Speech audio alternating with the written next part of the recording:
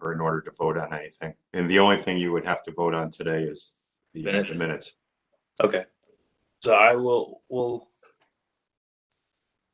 get things going.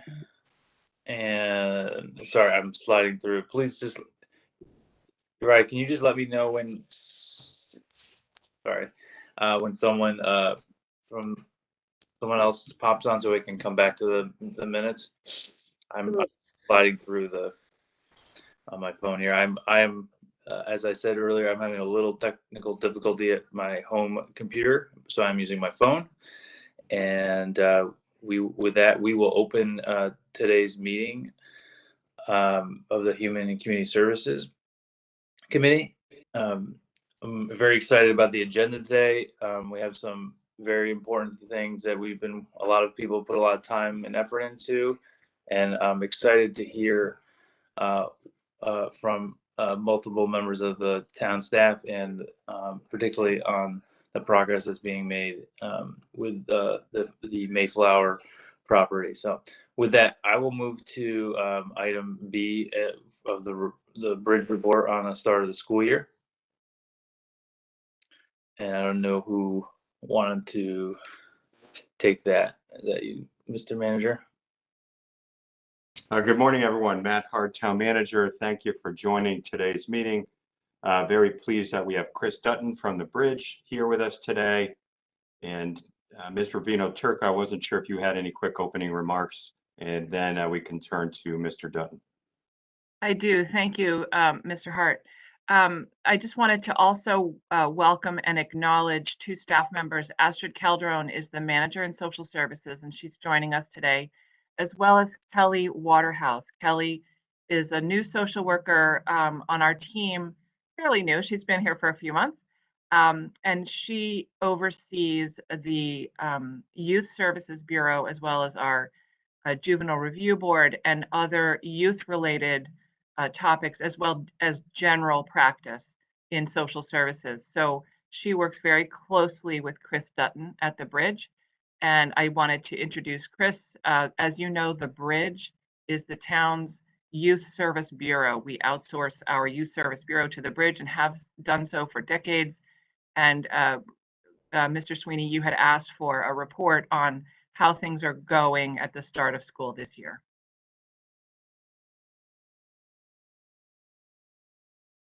So I'd like to turn it over through you to Chris Dutton. Thank you. Chris, by all means. Thanks. Thank you, all of you, Mr. Hart, Mr. Sweeney, Ms. Rubino Turco, for inviting me. We say this all the time, but we are extremely grateful for the opportunity to work with the town and with the schools and with all of the youth in West Hartford to try to help them cope with the normal events of growing up, which are now, you know, doubly and triply complicated by the COVID pandemic and sort of it's premature to say the aftermath, but the sort of the new phase that we're in, where everybody's trying to figure out exactly, you know, what we need to do. The through line through all the conversations I have with kids, with staff, with parents, teachers, et cetera, is just sort of this idea of uncertainty and how uncertainty can really, it drives a lot of anxiety, and it's, you know, a lot of what causes people anxiety is this uncertainty factor. What's happening next? What do I need to expect? You know, are we doing the right thing? And I think, you know, our sort of, and not to get too far off the rails, but our climate in general is very uncertain. And I think that, you know, it's hard to talk about the beginning of the school year and how the youth are doing without talking about that sort of uncertainty that comes from adults and everything around them, because even when kids are actively rebelling against what adults are asking them to do or trying to get them to believe, they're still looking to adults for cues and keys and understanding. And I feel like, you know, we have some ideas about what is expected and good right now, and we have some ideas about what may not be the best, and those are not always in line. So all of that is to say that I think that in my experience being in the schools at the beginning of the year this year, kids are doing okay, but they're overwhelmed. And I think, I'm gonna give a couple of numbers in a couple minutes, but I wanted to start by just saying, last week I was at Conard with one of my folks to do an initial assessment on a student that was going to enroll in school-based counseling. And we were there at about lunchtime, and it was just flooded with kids. There were kids everywhere. We couldn't stay out of the way enough. Like, we just kept trying to find new places to be so that we weren't in the way of the traffic, the kids, the counselors running around, trying to make sure that everybody got where they needed to go. And I finally got some FaceTime with the counselor that had made the referral, and I said to him, I said, this is wow. Like, why are all these kids here? Is this because it's lunchtime? He said, no, this is how it is this year. Kids are looking for guidance and support and understanding from the adults around them to help them make sense of what's happening. I've been in the counseling offices a lot over the last 2 years that I've been in this role, and I've never seen as many kids in there as this. And, I think a lot of times what I'm hearing from counselors at the school and my staff is that kids, they're not even really sure what they're overwhelmed by. It's just this sort of pressure. And we've got the regular pressure of being a teenager, and we've got the pressure of COVID. So, I just wanted to kind of put this into frame a little bit. So in 2019, my first year in this role at the Bridge, our school-based counseling program had 23 open cases at the end of October, so 2 weeks from now. My understanding is that was a fairly average amount of kids that we would be seeing through that program, maybe a little higher than normal due to some targeted recruitment. 2020, last year, was a whirlwind. We were all trying to figure out, how are we going to support kids that are remote, that are hybrid, that are in school? Like, what are we going to try to do? Referrals were kind of slow as people tried to figure out, like, is the Bridge going to do virtual services? We did mentoring services, but we did it online, or we went to people's houses, or we brought them to community events, but referrals were kind of slow. And so by the end of October, not dramatically lower, but we were only at 19. Again, by the end of October. I'm leading up to our school-based counseling open cases right now, 2 weeks before those numbers of 23 and 19, we're at 31 open cases right now. So that's pretty significantly higher than the last 2 years.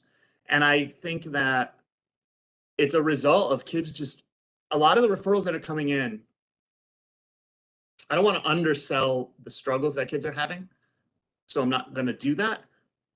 But typically when a kid gets a referral for counseling, it's, targeted at anxiety or depression or a really specific symptom. I would say about 10 of those 30 referrals that we have right now came in as a result of kids that just wanted to talk to somebody. And I'm seeing that a lot. They're just looking for connection and a sense of normalcy.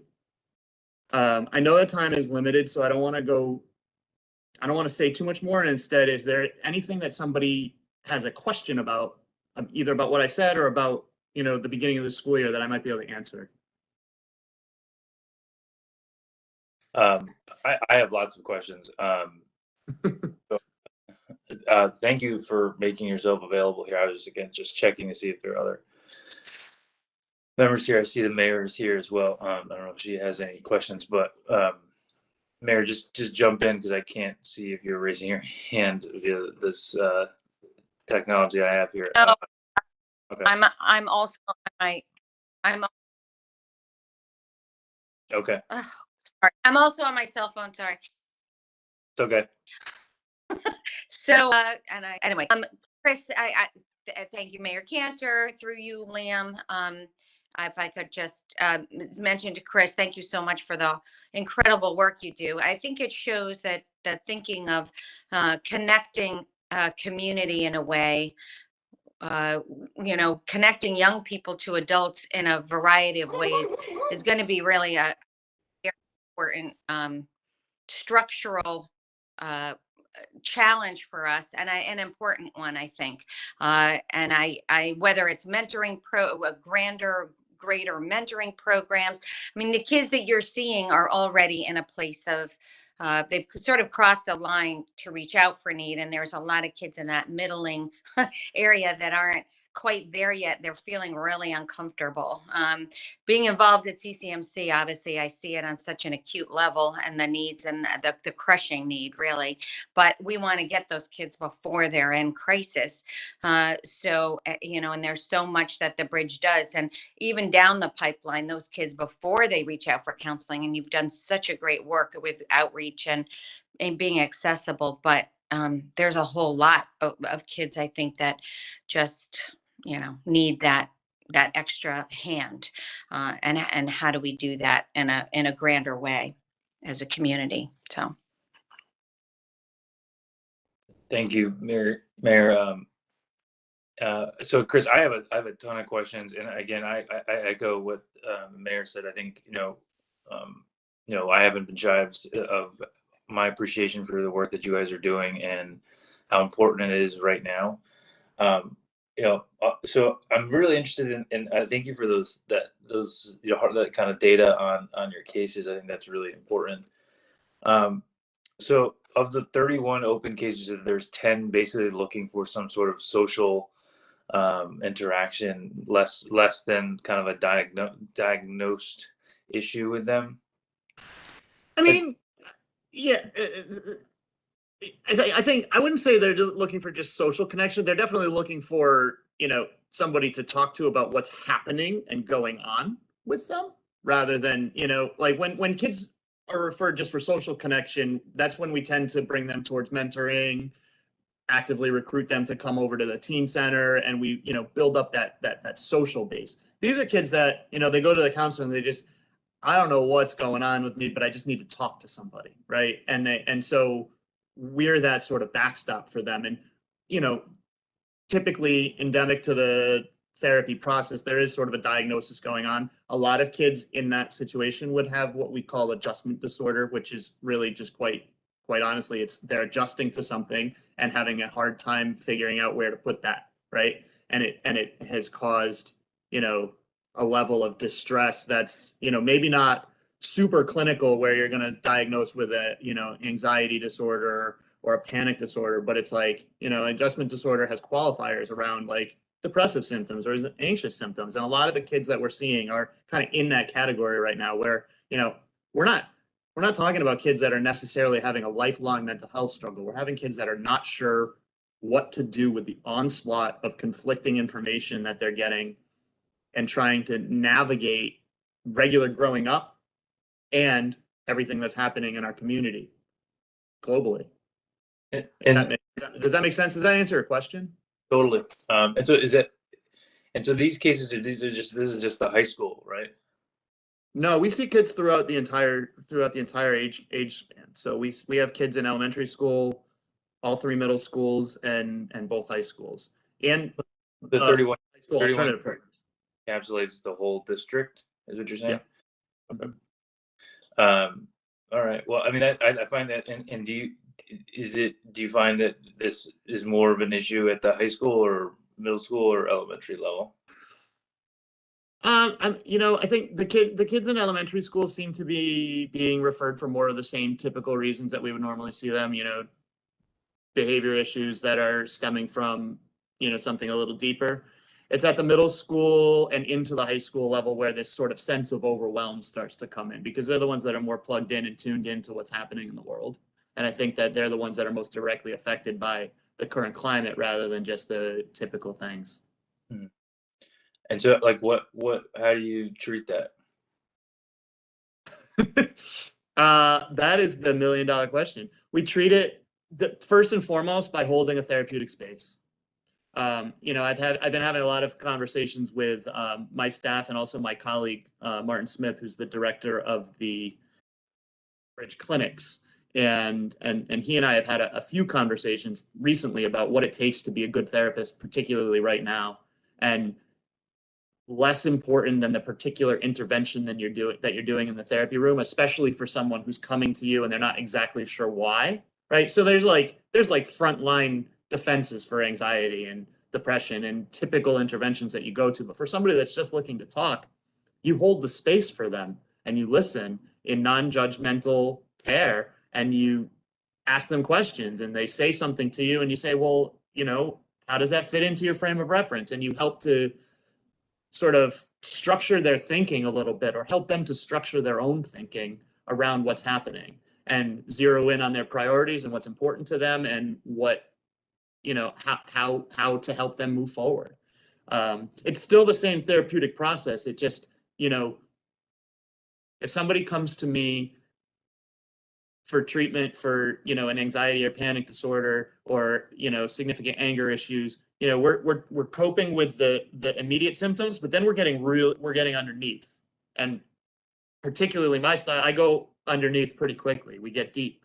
If somebody's coming to you and they're just kind of trying to make sense of the world, you stay at that sort of sense making level for a lot longer before you, maybe the difficulty with sense making is a deeper issue. But I think right now everybody could benefit from having somebody objective to talk to about what's happening, right? And so, you know, if a kid comes to me and they just want to talk about like how hard it is to go to school and figure out like how close do I stand to somebody, or, you know, what's the world going to be like for me next year when I graduate, you know, they're not looking for me to talk about their deep-seated early childhood. They're looking for me to help them frame what's happening now.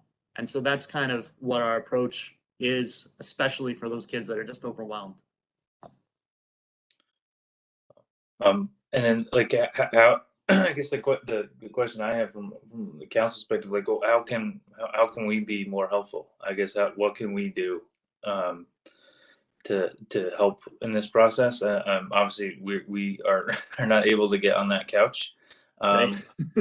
but you know, the one thing that concerns me about going forward is like, will this anxiety and stress and pressure leave in the same way that COVID may leave, right? Like, will it just be this kind of thing that we've just created in the new teenage experience, right? And that's I'm more interested in. Yeah.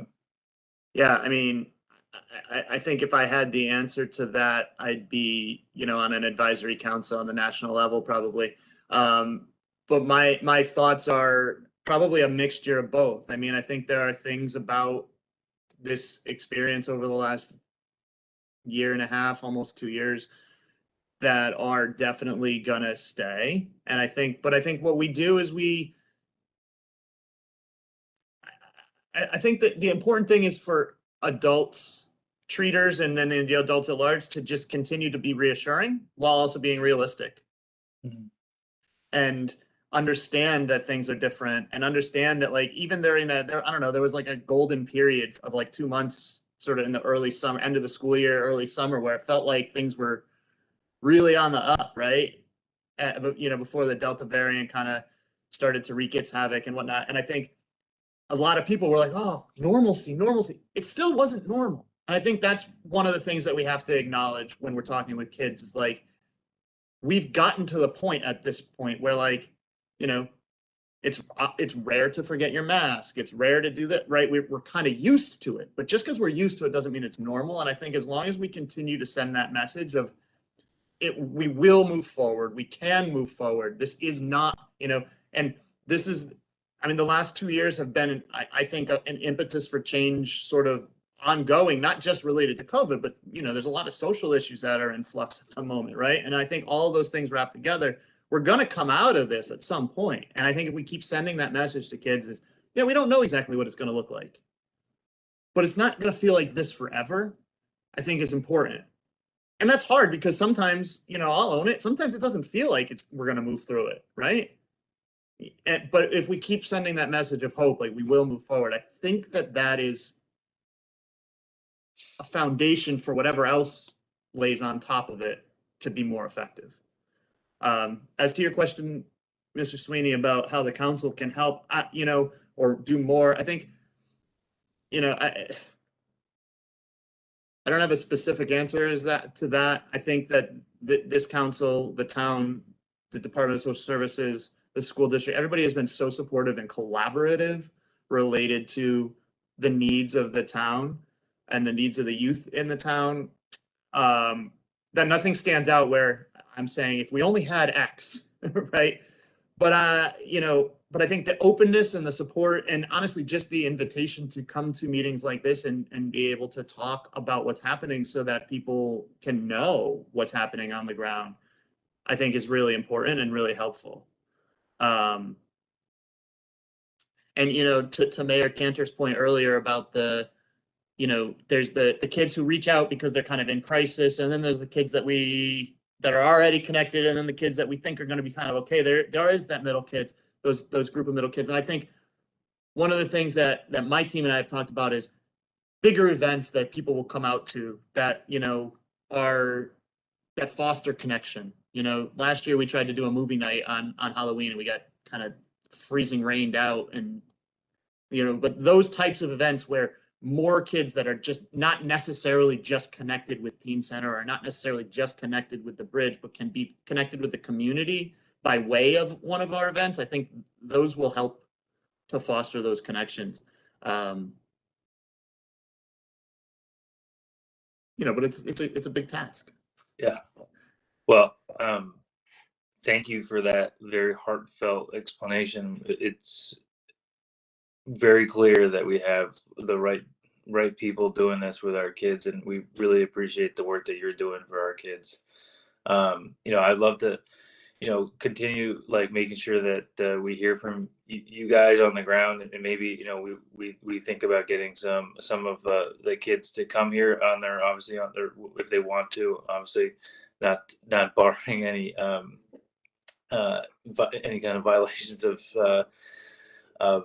privacy, but just want to hear from them how they're doing, and I think that'd be a great kind of next step on this for our committee. And Mayor Cantor, I see you have your hand up.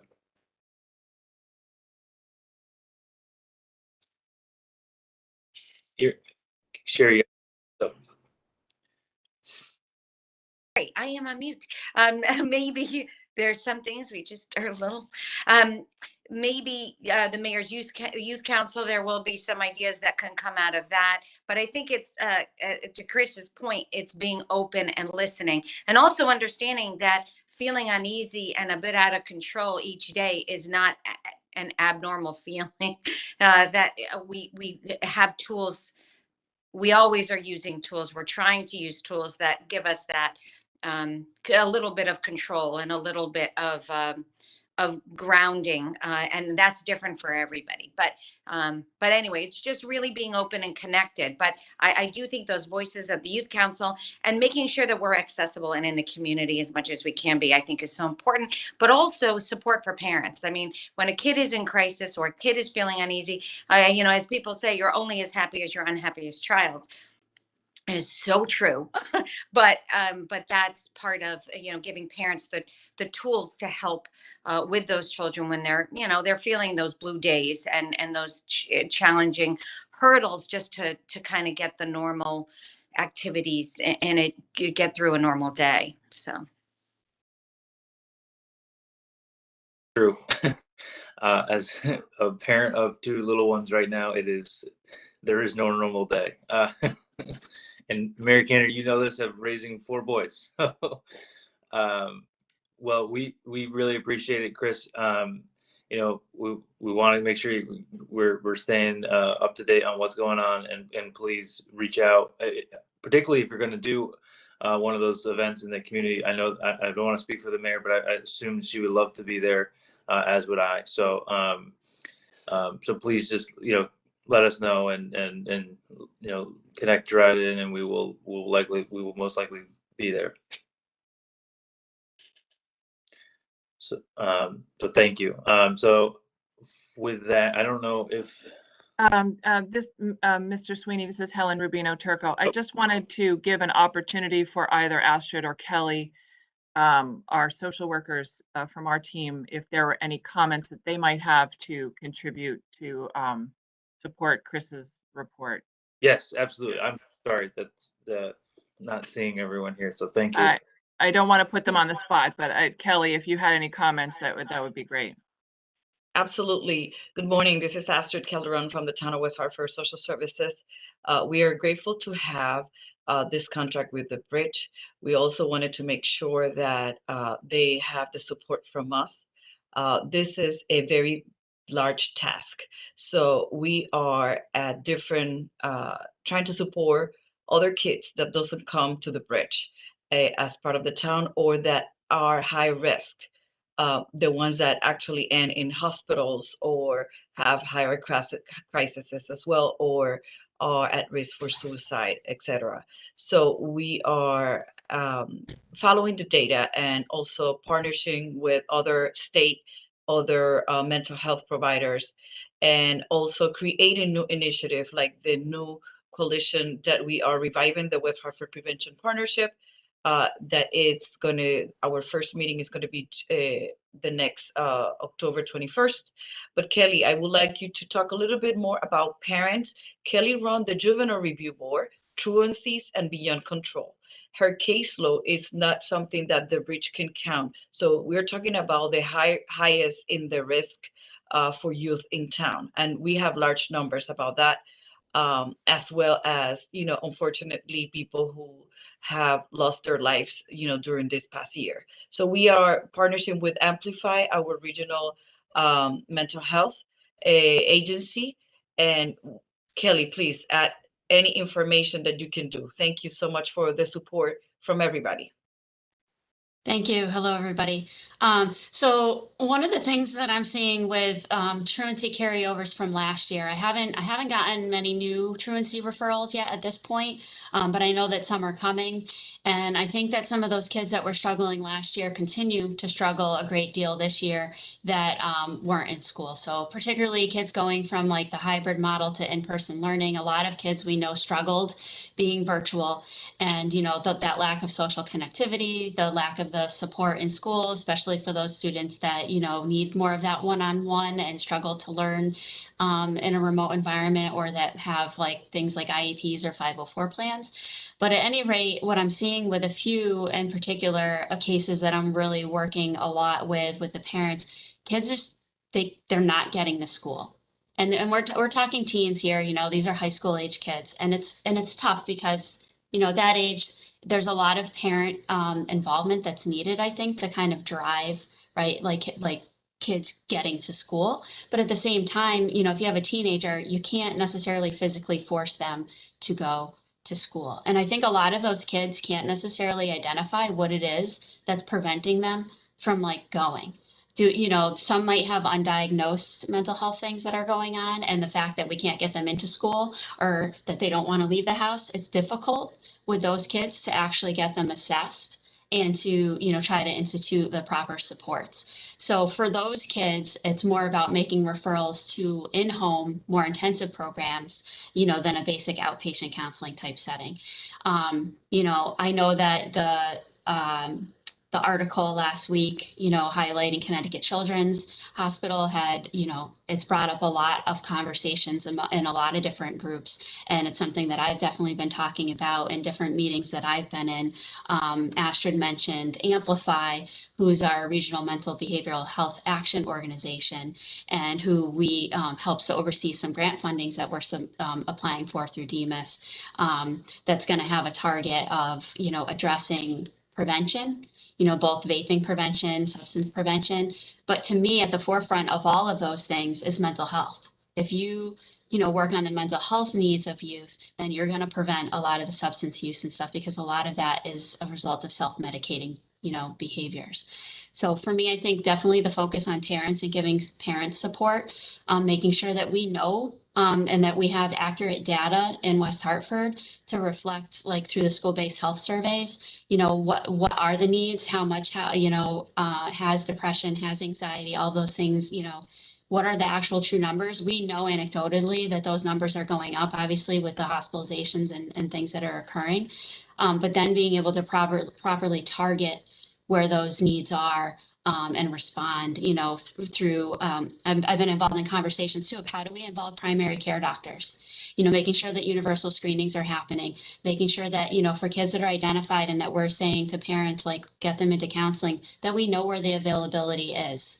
for the various programs. Because I think that can be problematic sometimes. I mean, I know I'm pretty sure, Chris, that you probably have openings right now, at the bridge, but a lot of places fill up, for some of those more intensive programs. And so we want to make sure that we are communicating, that we're all connected, that we know of the resources. And when there isn't openings or availability, I was involved in a regional meeting last night for Amplify, that there's for West Hartford. And so this is one of the things that I highlighted is this, conversations around, knowing real-time data in terms of availability for inpatient hospitalization stays, for intensive outpatient programs, for, these in-home intensive models. Just quickly about connectivity, it's just that this is a big task, as I mentioned, but also we're finding out that some of our parents need help. Social service have been able to connect them with other needs. I mean, if the parents are struggling, the kids will be struggling. So there's a lot of things that happened last year, but still happening, losing the ability to pay for rent, being sick with COVID, losing wages, etc. So we need to, and we have been doing it, connecting the dots, look into if it's the grandma that it's or the grandparents that are the ones raising the kids, supporting the family circle as well as connecting with the broader community. We're looking forward to continue with the collaboration with the Bridge as well as any other partners. We have many colleagues and friends at CCMC, Hartford Hospital, we at UConn.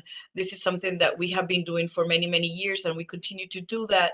And we would like to continue actions to protect life and connect everybody with each other, also making sure that another layer of stressors, being within a diverse population or being a child of color, what that means for this community to make sure that they have what they need. So that is a topic that we always wanted to keep in mind, as well as poverty levels. So I'm grateful. Thank you for the support that we always are getting from everybody. I have a question for you, Ash.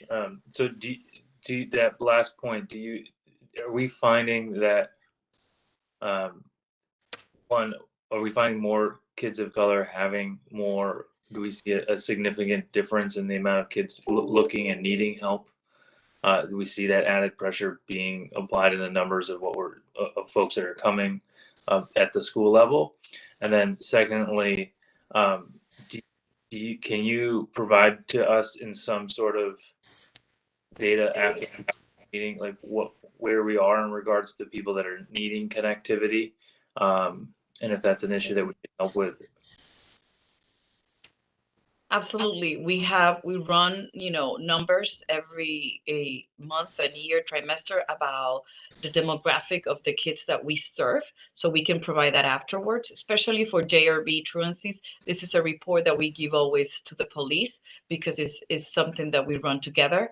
But definitely regarding people from other communities, other languages, we can provide those numbers. And, we know we have to do intakes in other languages and we struggle many times. We spend hours looking for interpreters because children from different backgrounds are also very stressed out, as well as children that are undocumented in this country. So yes, we have them all. From mental health, it will affect everybody, but there's a significant number, and Kelly and I will be able to provide those numbers as well. That's great. I don't know if there are members of the council that have questions. Just jump in because I can't. This is Cantor. Through you, Liam. I just want to say, Astrid, Kelly, thank you for your incredible work and commitment. Astrid, you've been such a remarkable leader and had your pulse on things before they've happened. And I just am so appreciative. I know this is it is a challenging time. And again, data is helpful for us because then we'll know. We understand, your case counts, the numbers of families you're meeting, those trends, those things are helpful for us to see. And then obviously trying to get you the resources and support that you need to do the important work you do.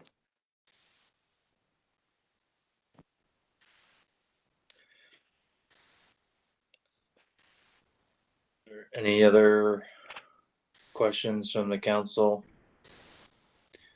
All right, seeing none.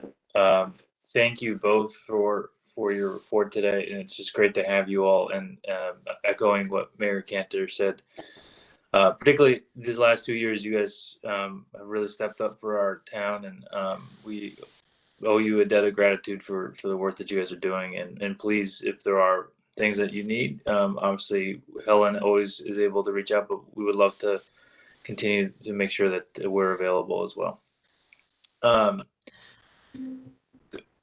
So moving on, I'm going to go to, just because I know that the town manager has to jump, I'm going to just jump to the Elmwood Community Center project update. And I don't know if he's still available. I am. Thank you very much, Mr. Chairman. Matt Hart, Town Manager. Good morning again, everyone. I have some introductory comments I'd like to make regarding this item, and then we've got several staff members on the phone who could assist with questions. We've got Ms. Rubino Turco and Ms. Waxman, and they prepared a memo which is attached in today's packet. We also have Bob Palmer with us, our Director of Plant and Facilities, to assist with questions you might have regarding the feasibility study. And then last but certainly not least, we have Deputy Corporation Counsel Gina Verano, in case you have any questions for her, but I think her part is primarily complete. So we're very, very excited that we've completed the closing on 100 Mayflower. The town now owns the property. We've transferred all the utilities. We're utilizing the site for a mobile food share location, recall, and want to thank Ms. Waxman once again for hosting the mobile food share program throughout the course of the summer. And now it's transitioned to the new property we own here. Mr. Palmer actually was telling me that our police officers were using it within the last couple of days for some training. So we're already making some use of the building. What we are suggesting as next steps, and this is consistent with what we've discussed in the past, is that we would like to retain an architect to conduct a feasibility study, to take a look. And this would be the first part in an eventual design process. So we would retain an architect to conduct a feasibility study to look at the current structure, what it could support, what type of, help us work through what type of programs, et cetera, we'd like to offer there. You know, ideally, as we've discussed, we'd like to move everything we're doing at the Elmwood Community Center to this new location. We'd like to have a senior center there, a community center, a new teen center, and ideally move the library branch over there as well, and potentially other uses. So the feasibility study would be a very critical component in helping us to figure that all out. And then to support us and to advise us with that step in the project and to advise you, we're suggesting that the council create, we can either call it the new community center or the new Elmwood Community Center Advisory Committee. And this group would be comprised of key stakeholders as well as a few citizens at large. And, you know, they would work with the architects and town staff to evaluate the issues, et cetera. And we think they would be in place throughout the course of the feasibility study and then into the actual design of the new or renovated facility as well. And once we proceed to the construction step, the council could probably disband the committee at that point in time, but they would probably be in place for at least a couple of years. So let me pause there and see if I could turn to Ms. Rubino Turco and Ms. Waxman, and they could speak to the memo they prepared and who we are suggesting as key stakeholders for your consideration. And we're not looking for a definitive answer from you today. You know, we think you'll probably need at least another meeting to discuss this. We have time. We just wanted to kick off the discussion today. Thank you.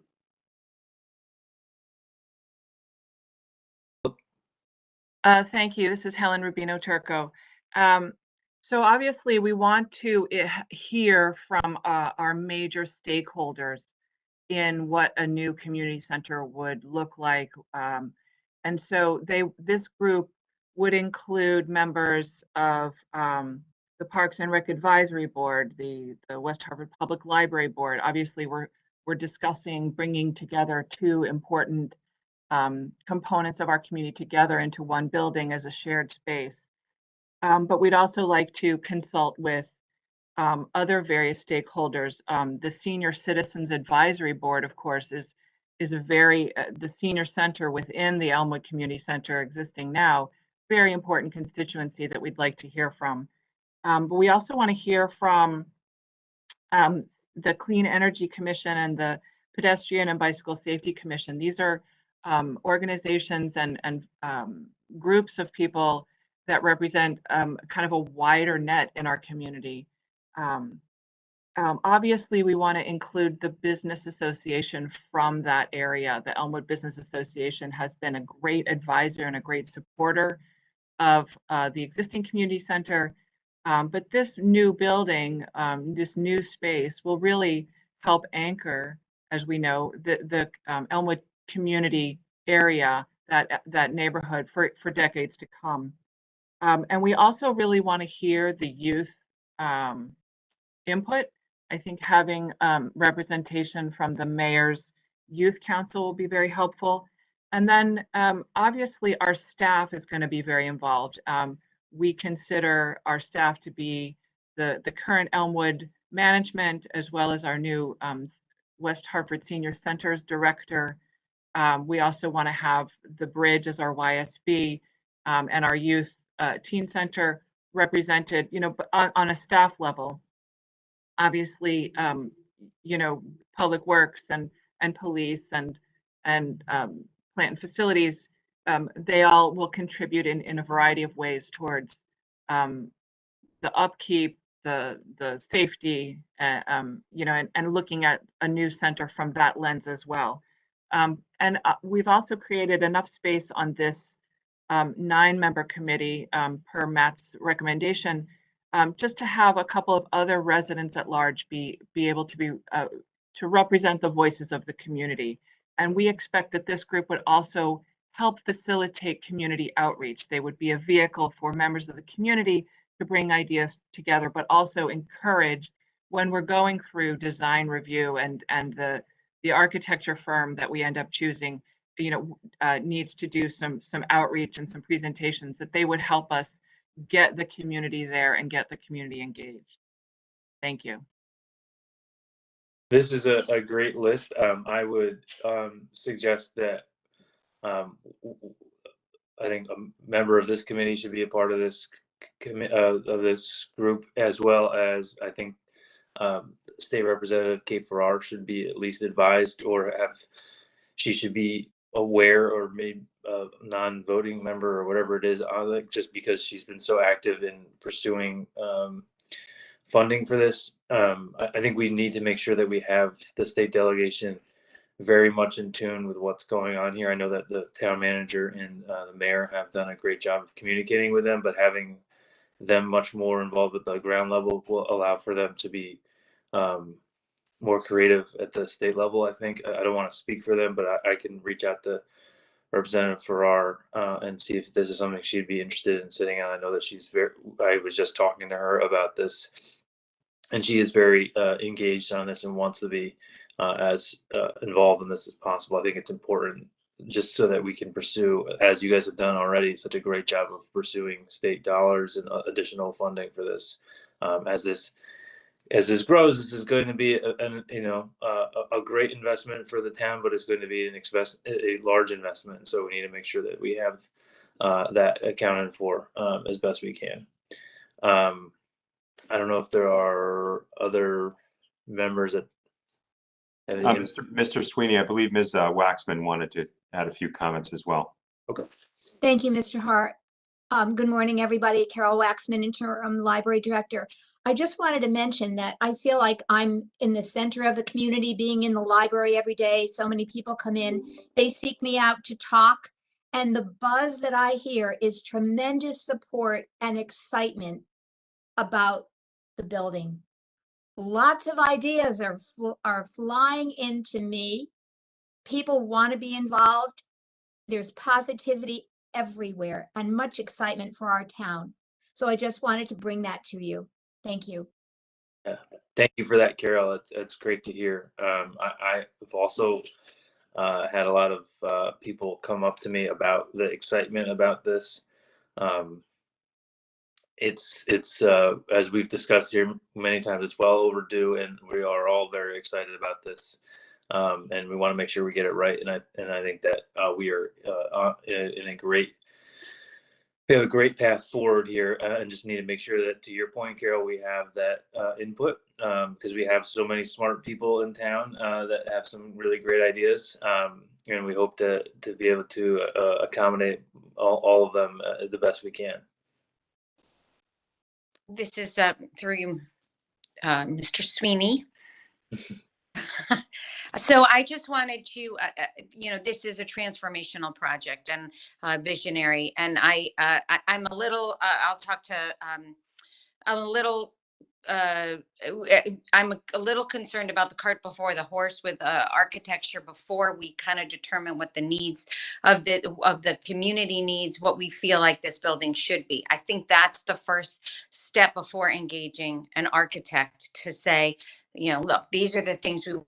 We want, a senior center, library, resource center, cultural center, whatever those components are, and then provide that and that will need some input beyond, I think, just my input and potentially staff. So I would say first we kind of need that visionary, and then we then do the feasibility of what might work, and incorporating potentially Beachland as having some outdoor extension space for this as well. I would think that that's an important component, a pavilion, a performance area, whatever that is.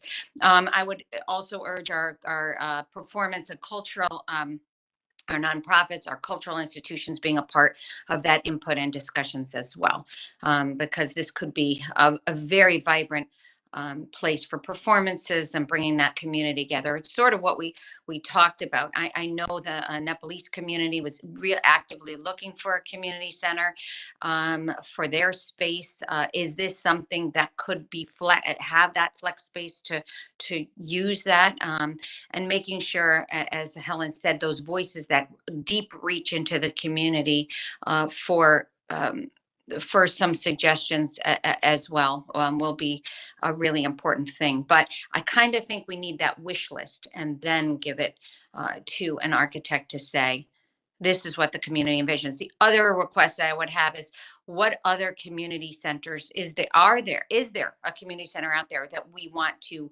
emulate? Is there something that has been created by a community that works for them, and what did they go through? So what mistakes did they encounter or challenges? So just as another. Yeah, I think that's a great point, Mary. One of the things I wanted to talk about today was what the game plan for rolling this kind of interaction out with the community is. Matt, I mean, I thought, from my perspective, I thought that the town did an excellent job trying to engage with folks about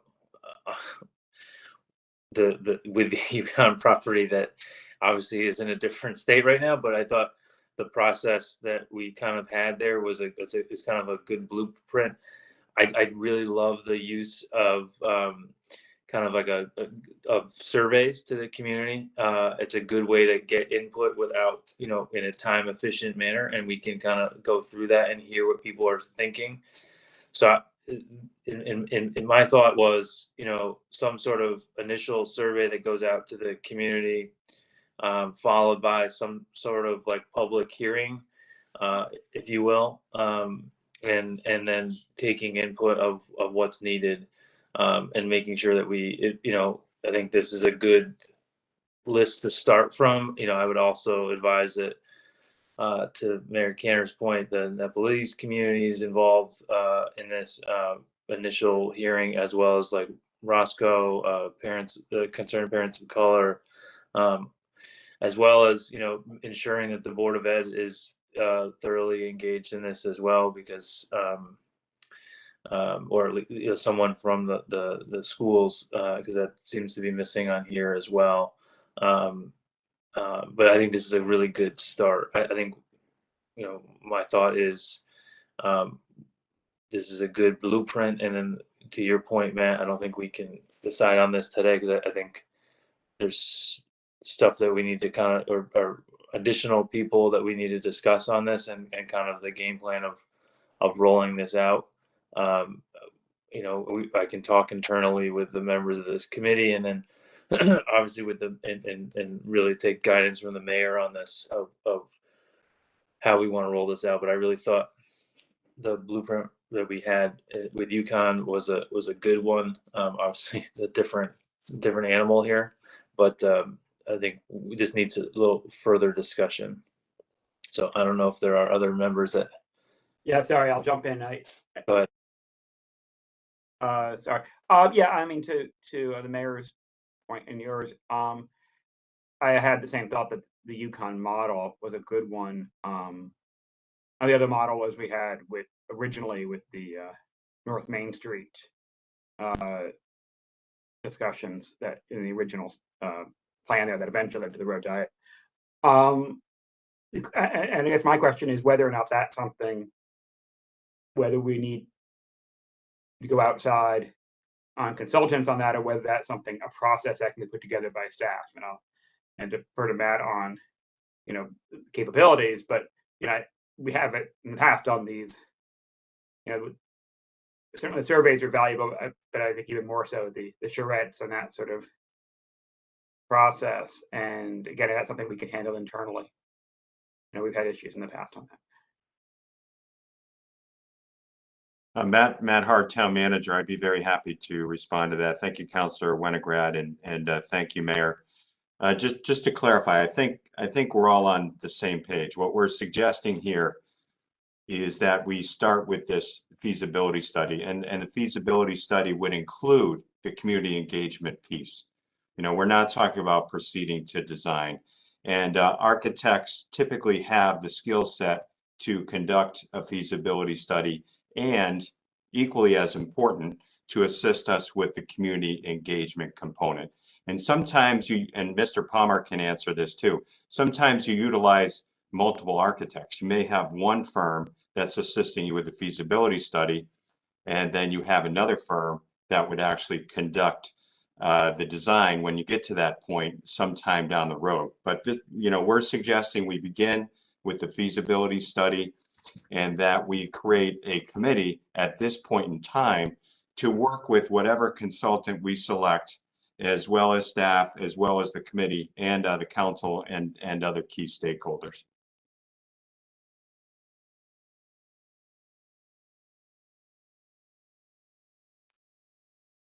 May I jump in for 1 minute, Mr. Sweeney, and add something? Yes, absolutely. The library will be very pleased to participate by hosting focus groups, formatting that. We've done that many times in the past when we've had long-range plans or discussions about building here. So we stand ready to help in that case whenever needed. Great. Mr. Palmer, I saw you had your hand up too. Bob Palmer, Director of Plant Facility Services. So this initial feasibility study, we're calling it a functional program development and feasibility study. So it incorporates everything that everybody's talking about. So we need to do both of those things. So we need to understand what the program for the building looks like, and also understand and at the same time, almost simultaneously, determine whether we can utilize the existing building or if we're going to do something different.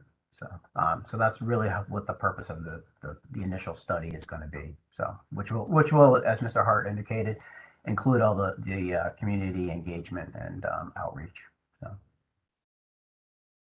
Hi, Mr. Sweeney. It's Mary. I'm sorry I was a little bit late. I've been on for quite a while. I just had a suggestion. I think I may have spoken with Mr. Hart earlier about this. I don't know much about it because I haven't personally visited it, but East Hartford did a new community center They bought an old church. I think it opened up, I want to say sometime this year. So that might be something I can't evaluate whether it's good, bad, or indifferent. I have not been there, but I think that Matt, through his connections, and Mayor Cantor, through their municipal government interactions with others, maybe can get some. I think someone mentioned this earlier, some kind of rules of the road and see what went well, what didn't go well. I mean, it's a big transformation. They didn't just take a church building and, put things in it. It was a major project. So I'm sure there's others in other adjacent communities that went through similar activities. I'm just interested in kind of the lessons learned, big picture, what worked, what didn't work, what design elements were good, were bad, what were some of the community input pieces that helped shape it. Just a suggestion. But I know I wasn't for this project, but as it's beginning to take shape, I'm very excited. I think it is a really great opportunity to get a lot of input and have something different in town. That's not just, moving a bunch of stuff, libraries, senior centers, etc., but we can really, really transform it. So, any way that I can help or other suggestions, please call on me. Thank you. Yeah, absolutely. Mary, I think that's a great point. I have also seen the photos of this. I think it's a senior center they built over there, but it looks absolutely gorgeous. I know that Mayor Cantor talks with Mayor Leclerc quite often, and I think that's a great idea. I think somewhat of a tour of community centers might be something that we want to consider. I know, including.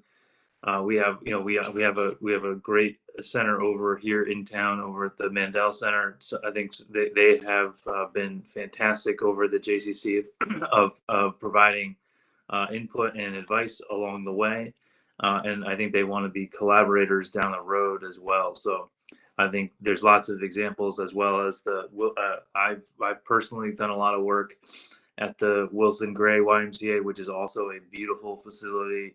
That has a lot of what we're looking for, kind of smart classrooms, a large gymnasium. In fact, they've created they have a rock wall in there, but a lot of smart classrooms as well, that I think is something that we will want to incorporate into whatever facility we're going for to allow for additional spaces. But these are all things that I think can be hashed out within whatever advisory committee we put together. But I'm very excited about moving forward with this process. I don't know if anyone else has any other thoughts. Seeing none. Mr. Hart, do you have anything additional that you want to add in here? No, I do not. Mr. Sweeney, Matt Hart, Town Manager. Again, I think we can plan to carry this item as continuing business for the next meeting. I do need to attend another meeting, so I'll leave the call now. But what we have remaining are staff reports from Leisure and Social Services, as well as the library. Thank you so much. While we do have a quorum now. I'm going to make a motion to adopt the minutes from September. Seeing no objection. All right. There's the one actionable item we had today. We need to wait on. So we will then move to the Leisure and Social Services update with Helen. The floor is yours. Thank you, Mr. Sweeney. Helen Rubino. I just wanted to circle back on a couple of questions that you had from our previous meeting. You had requested an update on the online scholarship application, also on the some Relocation Act cases. We've already heard from the Bridge on the start of school, and you also requested something about an update or a history of the dog park coalition and the work that they've done. So I'll just begin quickly with the scholarship application process. We continue to look at that. Our current point of sale service doesn't offer a coupon, a code to allow us. So we're going to continue to explore ways to make that process more simple in anticipation of the spring and summer program registration in January. So I will, just keep in touch with you about our progress there. We did prepare a memo about the history of all the locations for dog parks in town. We know that dog parks create a sense of community. We know that that they have worked in communities all over the country as well as in the region. And so we continue to look at locations. It has been, as the memo points out, it has been a couple of 15 or longer years that we've been looking at this. And we have outlined all of the locations that have been explored in the past. And the question has been risen to us, at least, should we revisit some of the locations that were dispensed with in the past due to community objections. Certainly we can look at that. We also continue to explore a location that is new, but has a complicated ownership that we're trying to sort out before we begin to kind of do the community outreach that's associated with it. In the meantime, we've tried a couple of things to help the community understand and get more used to dog parks that include temporary dog parks that particularly happen during the winter months when the ground is frozen and there's less damage to be done to the ground, as well as the pooch plunge, which we have scheduled and worked in conjunction with the Dog Park Coalition for years, on and off for quite some number of years now. That's very popular. So as I said, it's not an easy fix. It's not a quick fix. We had hoped that the former Yukon site would, certainly met all of the criteria, but that remains, not under town ownership. So that's unfortunate. In terms of finding locations, we've also really thought hard about the fact that it's not just one big dog park that our town needs, but perhaps a number of smaller dog parks so that they really are neighborhood oriented and maybe they're therefore less densely used, or at least that's the impression that, if we only had one, that it would be densely used. So these are all topics that we have been exploring over the years. And obviously the memo speaks for itself. So I'm happy to answer any questions that we may have about the history of where we're at. Mr. Winograd? Thank you. And thank you, Helen. I actually hadn't been that interested in the history, although I did learn something. And I had heard rumors of and had never seen that report from 2015. I wasn't on council then, just running for the first time, and heard talk of it, and I don't remember actually seeing that.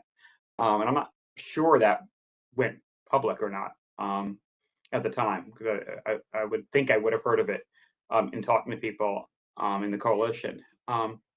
But I guess the original sort of concern was whether or not we could go public with the latest site.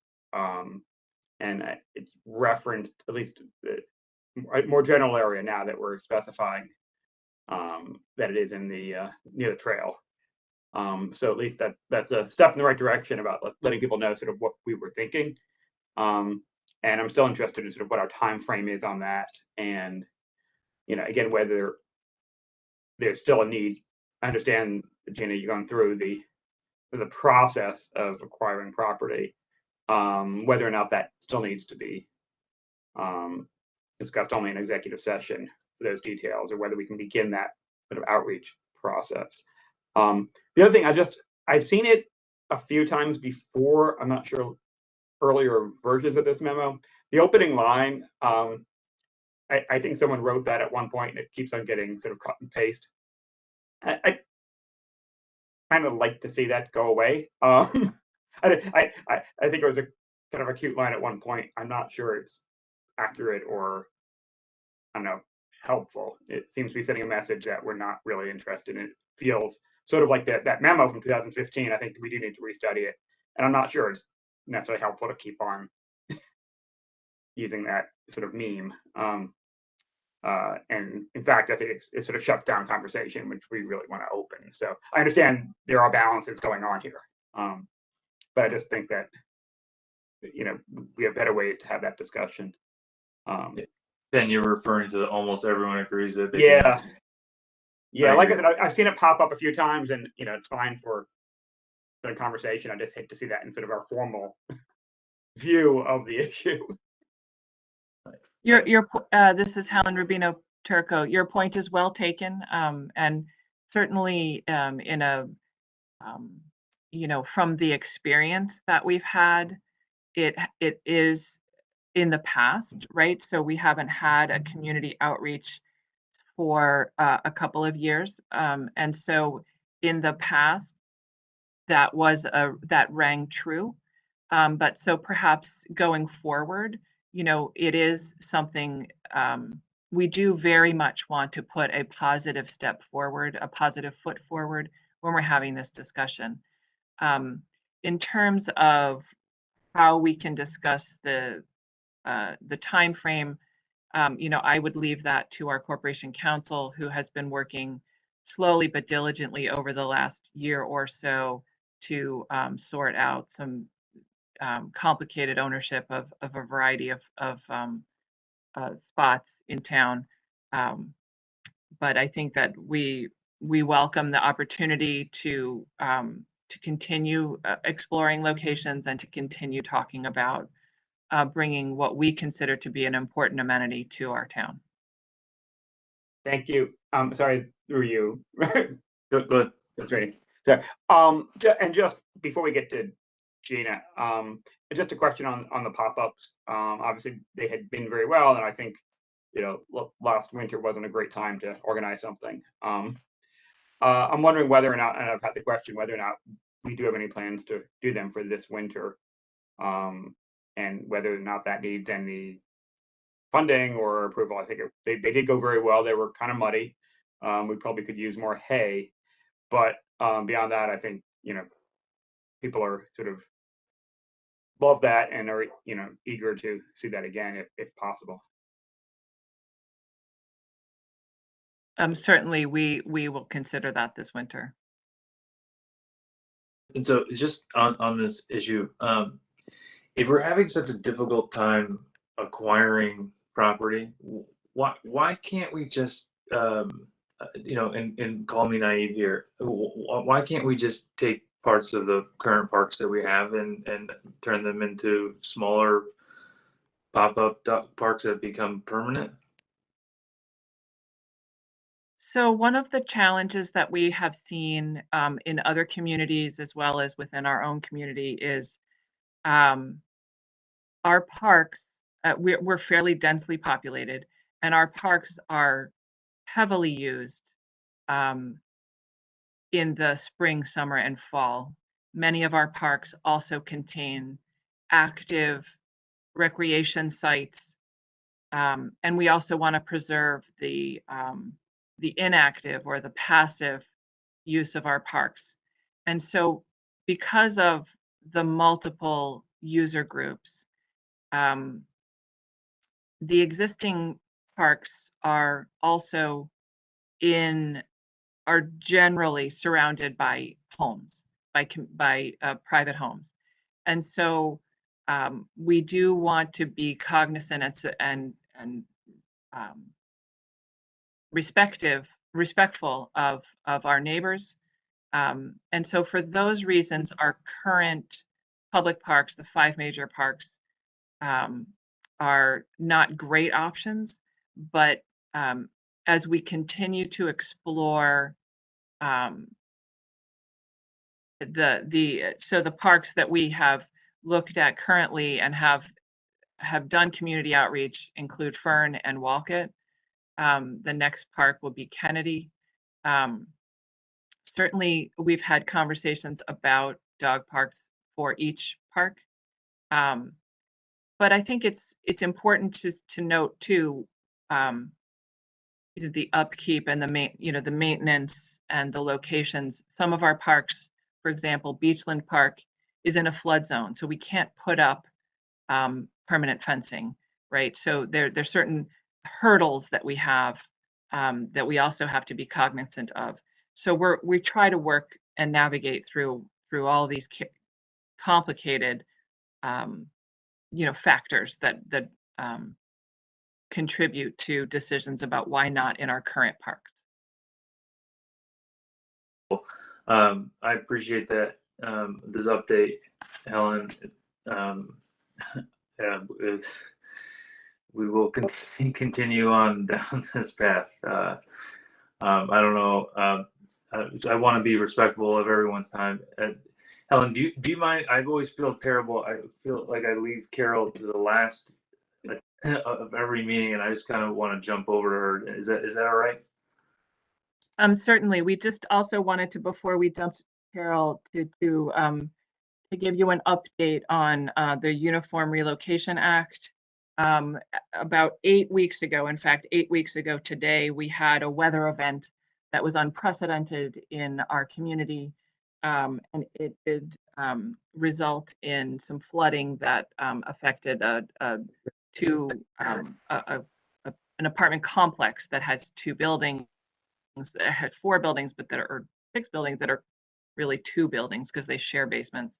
And that continues to be ongoing. You had asked some information about that. And Gina Verano, our corporation counsel, is available to discuss what our obligations are or what municipal operations, are obligated to provide in the case of pursuant to the Uniform Relocation Act. She's available to do that at any time. We don't need to do it today. I just wanted to remark that you had requested some background on that. Yes, thank you. Let's. I apologize for jumping around. If you don't mind, that would be great to have that. And Carol, I apologize for putting it at the last. But yeah, Gina, if you could provide that, like, just quick update, or Helen. Sure. Gina Verano, Deputy Corporation Counsel. The act that Helen spoke of is the Relocation Assistance Act. That is a state law that requires municipalities to provide assistance to tenants who have been displaced from their homes or rental properties.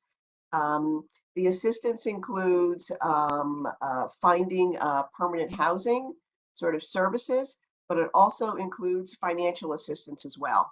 And under the statute, a municipality is obligated to provide, I'll call 4 buckets of benefits.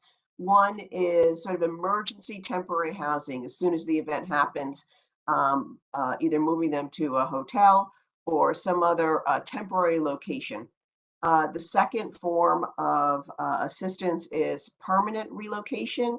So that is helping the displaced tenants find a new apartment. The third type of service that's provided is moving expenses. So we have an obligation to provide either the moving expenses or reimbursing them for reasonable moving expenses. And then finally, an obligation to store the tenant's personal belongings for up to 6 months. The individual tenants have up to 18 months from the date of the event to seek relocation assistance benefits from a municipality. There are some caps to what we need to provide in terms of monetary caps. Probably the largest cap is the permanent relocation. So we are obligated to provide up to $4,000 for each unit in permanent relocation benefits. I know, having working with Astrid, that each one of these units are now being moved to some permanent location, either a new apartment or a home. So that's a sort of general review of the benefits we have to provide. The second piece is, what's our recourse for reimbursement? So under the state statute, the municipality does have the ability to file a lien against the property for all of the expenses that the town has incurred in connection with relocation benefits provided to a particular property. The lien will sit there until it's paid, foreclosed, or otherwise resolved. Happy to take any questions on that. Thank you for that, Gina. Really appreciate that. I know that we had some folks really in a tough spot there, and anything that we can do, please, I'm glad that the town is on this issue, and it's really unfortunate what happened here. We've had a lot of people impacted by the flooding in the community, and want to make sure that we are doing everything we possibly can to help. And I don't know if anyone else has any input. Seeing and hearing none, I will move to Carol. Carol, I promise the next committee meeting, we will put the library update first. I feel this is unfair for you to have to go last every time. So, Carol, after you, but by all means. Thank you, Mr. Sweeney. Carol Waxman, Interim Library Director, and I will be as brief as I can. So I'm very happy to tell you that the library hours were expanded once again. We're open Saturdays and at all buildings. We're open in the evening. We'll be open Sunday hours from January to March, a total of 10 Sundays from noon to 4 at the Noah Webster Library. We're offering a new service for businesses in the library with SCORE, the Senior Corps of Retired Executives, a nonprofit organization that mentors small businesses. There will be a SCORE representative on site 2 days a week at Noah Webster. Anybody wishing can make an appointment to meet with this mentor. The mentor will also meet virtually or in person, and at any other times outside of the day, perhaps in the evening, or even a call on the weekend if anybody needs that service. Our new tech lab is progressing rapidly. We have installed a track and curtain for filming. The equipment is arriving daily. Once it's up, which we hope to be sometime in November, it will be open to the public for 15 hours a week, always with a computer technician there to give instruction. There will be video conferencing equipment and podcasting opportunities, instructional classes, and many other opportunities for patrons to enhance their technology skills. The smart lockers did arrive at the Bishop's Corner branch. They are standing in front of the library. In about a week, the software will be ready for use. People wanting their books to be picked up in that mode can choose it instead of coming into the library. They will simply have a code. They will pop the code into the locker. The locker will open. They will retrieve their materials and be on their way. And the lockers will be available 24/7 for pickup. The study pod that was purchased with American Rescue Plan Act funding, as well as funding from the West Hartford Library Foundation, has arrived. It is installed on the floor of the Noah Webster Library in the adult department. We're waiting for an electrician to do some final wiring, and it will be ready. From 1 to 4 persons can schedule an opportunity to work inside the pod. This will give them privacy anytime during COVID, past COVID, whatever, and an opportunity for small meeting spaces. People can register to use the pod in advance. Many of the services that had been stalled because of COVID are now back in full service. Our homebound service to our residents who are not able to come to the library is back, and we are servicing 16 homebound patrons, either in their homes or in the facilities that they live. The Kindness Project is now in its 5th year and has begun. We collect hygiene products from the community to benefit the West Hartford Food Pantry and the Universalist Church Backpack Program for students. Our notary public service, which was stalled for a few years, is now fully back in place, and we're ready to help anybody needing that service. We're also giving out absentee ballots for the first time.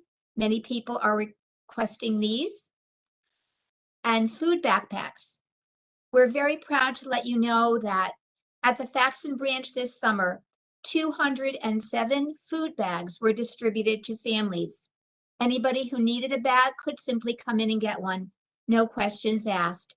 We're still holding a backpack program for families. There are 9 registered to date, and we're very willing and happy to register as many as need that service. The Mayor's Youth Council has had its first meeting. The council is made up of 11 teens in 9th to 12th grade. At the next meeting, which is next week, we will elect officers and determine the action projects that will take place this year, which will be the choice of the members of the council. Programming is happening. Adult programming still all virtual. Children's programs are outdoors. We will move back inside when the weather is colder with smaller groups. Unfortunately, the Faxon Building Library did receive extensive flooding during the last storm. Everything has been fixed that can be fixed without companies being hired to replace pumps. So we're hoping that what has been done so far will prevent any further flooding. And that concludes my report. I'm always happy to answer any questions you may have and speak to any of you outside of this forum. Thank you. Thank you, Carol. It's great to see all of the projects that are going on at the library, and it's awesome to see that you guys are doing the AB applications there. That's fantastic. Love to see the people have the availability and getting more engaged. That's a fantastic thing that you all are doing, and also great to see this study pod and the tech lab come to life. I would love I need to come over there and take a look at it.